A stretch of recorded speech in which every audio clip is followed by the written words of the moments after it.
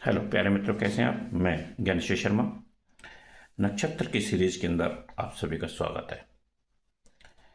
27 प्रकार के नक्षत्र होते हैं। आज हम बात कर रहे हैं 3 नक्षत्रों की और उसकी राशि की और उसके साथ प्रयोग करने वाली रूट की, जड़ की। ये देखिए, 7 नंबर का जो नक्षत्र है वो है पुनर्वसु। पुनर्वसु नक्षत्र के अंदर आपकी कौन सी राशि बनती है?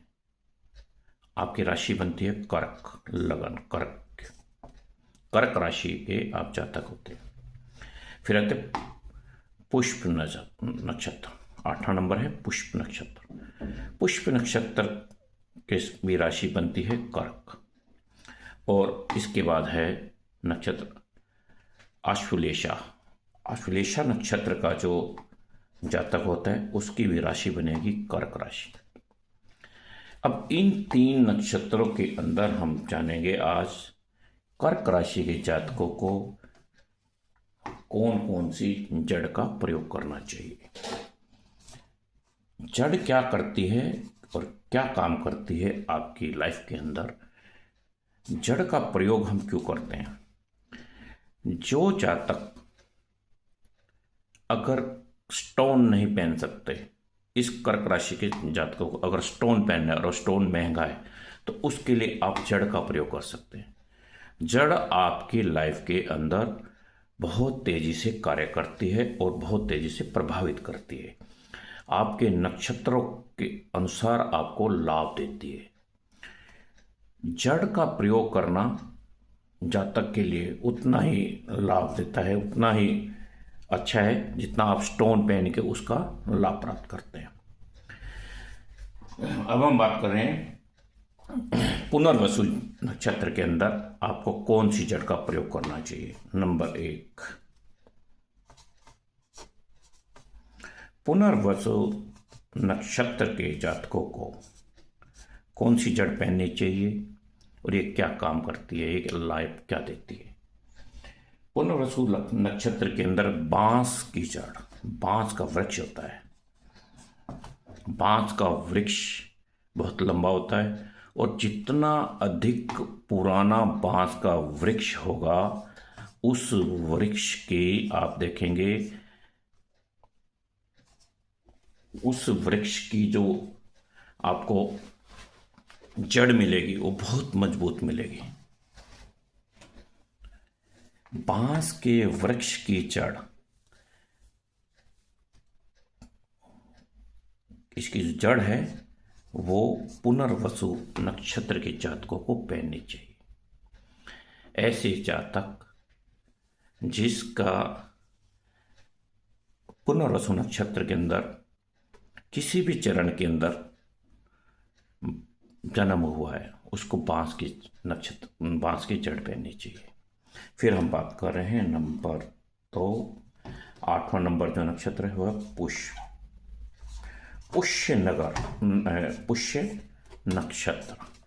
पुष्य नक्षत्र कर्क राशि के अंदर आता है और ऐसे जातकों को किस वृक्ष की जड़ पहननी चाहिए? ऐसे जातकों को पीपल के वृक्ष की।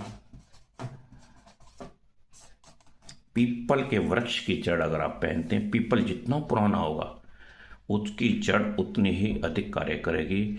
ये आपके भाग्य को चेंज कर सकती है। अगर पीपल के वृक्ष की जड़ पुष्प नक्षत्र का जातक अपने घर के अंदर, अपनी तिजोरी के अंदर रखता है, अपने घर के अंदर मंदिर में रखता है, तिजोरी में रखता है, धन धान्य वाली जगह पर रखता है तो उसका धन अत्यधिक बढ़ता जाएगा, उसको लाभ मिलेगा, उसके घर की परेशानियां दूर हो जाएंगी। अगर पीपल के वृक्ष की जड़ को रखते हैं। जो मैं जड़ें बता रहा हूं इनको देखिए, तोड़ने से पहले इनकी पूजा की जाती है। इस वृक्ष की एक दिन पहले आप उसको, अगर आपको करना है तो उससे पहले एक दिन पहले जाके आपको इसकी पूजा करनी पड़ेगी वृक्ष की। फिर उनसे आज्ञा लेनी पड़ेगी, फिर उनसे आप उस जड़ का प्रयोग कर सकते हैं। ऐसे नहीं कि आप जाके तोड़ लेंगे और वृक्ष को बन लेंगे। उसकी पूरी तरह से विधि विधान से पूजा करके उनसे आज्ञा ली जाती है और उसको फिर घर लाके उसको विधि से पूजा किया जाता है और फिर इसको अपने शरीर के साथ धारण की जाती है। अब हम बात कर रहे हैं नक्षत्र है आश्लेषा। आश्लेषा नक्षत्र के जातकों को कौन सी जड़ धारण करनी चाहिए? आश्लेषा नक्षत्र के जातकों को नागदमन की, नागदमन का पौधा होता है, नागदमन के वृक्ष की पौधा होता है। ये बड़ा ही नहीं होती, ये छोटे छोटा होता है। इसके पौधे की वृक्ष, पौधे की जड़ का प्रयोग करना चाहिए। नागदमन एक ऐसी जड़ है जो विवाह के अंदर बहुत तेजी से काम करती है। किसी भी जातक का विवाह में देरी हो रही हो और अवलेषा नक्षत्र का जातक हो तो उसको नागदमन की जड़ का प्रयोग करना चाहिए। वो आपको अति लाभ देगा, वो आपको योग्य वर मिल देने में सहायक होगा। किसी भी स्त्री का अश्लेषा चरण के अंदर जन्म है और उसकी विवाह में देरी हो रही है, मंगल दोष है उसके अंदर, तो उसको नागदमन का जड़ पहनना चाहिए। वो बहुत तेजी से कार्य करती है। अगर नागदमन की जड़ आप पहनती हैं तो आप देखिएगा 45 दिन के अंदर 45 डेज के अंदर अंदर इसका लाभ मिलेगा आपको। विवाह के क्षेत्र में आपको विवाह का योग बनना शुरू हो जाएगा, आपके पास रिश्ते आने शुरू हो जाएंगे। आप इसको उदाहरण करके देखिए, बहुत अधिक लाभ देगा। मैं नक्षत्र के 27 नक्षत्र की पूरी सीरीज के बारे में आपको बताऊंगा कि किस किस नक्षत्र के अंदर कौन कौन सी जड़ का प्रयोग कर सकते हैं और कौन कौन सी उसकी राशि होती है। आप मेरे इस चैनल को सब्सक्राइब कीजिएगा और लाइक कीजिएगा। धन्यवाद मित्रों।